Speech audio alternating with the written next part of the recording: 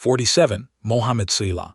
Goal involvements in the Premier League in 2024-25, equaling the all-time record. 14. His goal involvements in the league 1 season later. And 61. The number on the shirt he was wearing this week, as he landed in Istanbul to sign for a club most of Europe couldn't place on a map. Not Real Madrid. Not Bayern. Not Galatasaray or Fenerbahce or even Beşiktaş. Trabzonspor, a club on the Black Sea coast, generally considered the 4th biggest in Turkey. So why does one of the greatest players in Liverpool's history end up there at 34? The lazy answer is money, and I'll show you why the lazy answer is wrong. In this video, the tactical collapse that wasn't really about age, the public war with his own manager, the negotiation that fell apart in Istanbul, and the one thing Trabzonspor offered that nobody else would. And subscribe in advance. If the video doesn't deliver, you can just unsubscribe at the end. Deal? Let's start with the fall. First, the status right now, because this is moving by the hour. Trabzonspor filed an official disclosure confirming negotiation. Salah flew in from his post-World Cup holiday, posted a video in the club's shirt saying, "Everywhere is Trabzon for us," and was mobbed by supporters at Istanbul airport. The medical is happening. A signing ceremony is planned at the stadium, with thousands expected. But as I record this, the contract is not signed. So treat every number you're about to hear as reported, not official. The reported deal: 2 years until 2028 at around €17 million net per season, plus performance bonuses, which Turkish media are calling the richest contract in the history of Turkish football. Now the fall, because you cannot understand this transfer without it. Rewind 2 seasons. 2024-25. Salah scores 29 Premier League goals and adds 18 assists. He equals the record for goal involvements in a single season, wins the Golden Boot, the Playmaker Award and Player of the Season. The first player ever to take all 3 in one campaign. He is, at 32, statistically the best attacker in England. 1 year later, he finishes the league with 7 goals and 7 assists in 27 matches. From 47 involvements to 14. And this is where everyone says one word: age. But the data says something more interesting. Because Liverpool changed around him. When Trent Alexander-Arnold left, Salah lost the single most important relationship of his career, the right-back whose passing constantly found him between the lines. Look at what happened to his numbers under Arne Slot. His shots fell from roughly 3.5 per game to 2. His non-penalty expected goals dropped from 0.48 to 0.3. And his touches inside the penalty box collapsed from 10.5 to 7.2. Read that again. Salah wasn't missing chances. He was receiving the ball 3 touches further from goal, more often stranded near the touchline, fed by fewer progressive passes. Some of that is a 33-year-old slowing down. But a lot of it is a system that stopped delivering him the ball in the areas where he had been lethal for 8 years. And then it turned personal. In December 2025, Salah was left out of the starting 11 for a 3rd consecutive match. Afterwards, he said publicly that the club had thrown him under the bus, that he had essentially no relationship with his manager, and that someone at the club no longer wanted him there. That is not a player negotiating. That is a player who knows it's over. By March, Liverpool and Salah agreed to tear up the final year of a contract, reported to be worth close to £500,000 a week. A deal that reportedly saved the club something in the region of £26 million. On the 1st of July, one of the greatest forwards of his generation became a free agent in the middle of a World Cup. So why didn't a European giant take him? Here's the honest market reality, and it's harsher than the fan version. There is no confirmed evidence that Bayern, Barcelona, PSG, or any elite club made him a formal offer. Put yourself in a sporting director's chair. You're being asked to pay enormous wages for a 34-year-old winger whose output fell by 70%, who publicly fought with his last manager, and who has had 2 hamstring problems in 3 months, one in April, another at the World Cup. The reputation says superstar. The risk profile says expensive gamble. So the offers that did exist came with conditions Salah didn't want. Smaller wages, a rotation role, more defensive work, and the slow demotion from icon to veteran option.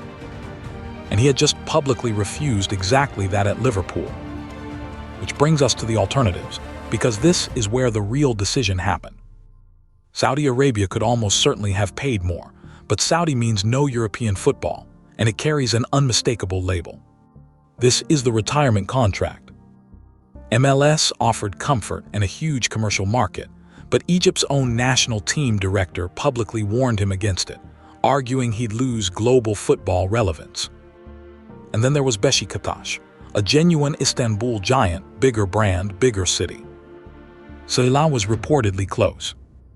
And it collapsed. According to their own football director, the talks stalled over financial demands and over image rights. Remember those two words. They explain everything that follows. Because here is what Trabzonspor actually offered, a package almost nobody else in world football was willing to build. First, total centrality. At a European giant, Salah would have been a rotation option. In Trabzon, the squad, the attack, the marketing and the club's entire international strategy get rebuilt around one man.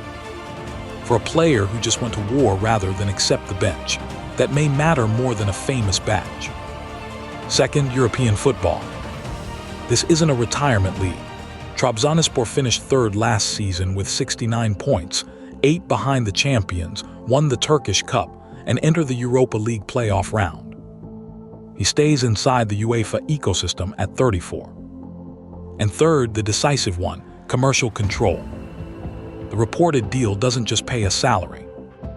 It reportedly gives Salah a share of the club's licensed merchandise income, reported at around a fifth. Beşiktaş wouldn't go there. Trabzonspor would. And that third point is the actual answer to this video's question. Look at the structure of the deal. Trabzonspor pay no transfer fee because he's free, so every euro that would have gone to Liverpool can go into wages, signing bonus, agent fees, and commercial terms. Then they hand him a cut of the shirts his own name sells. In other words, Salah isn't being hired as an employee. He's being hired as a business partner in his own arrival, which is exactly what a player with a global brand wants at the end of a career, not the biggest check, but ownership of what his name generates. Salah didn't chase the most money. He chased the last club on earth where he could stay rich, stay important, stay in Europe, and own his own brand all at the same time. Now, does it work on the pitch? There's a genuine tactical case.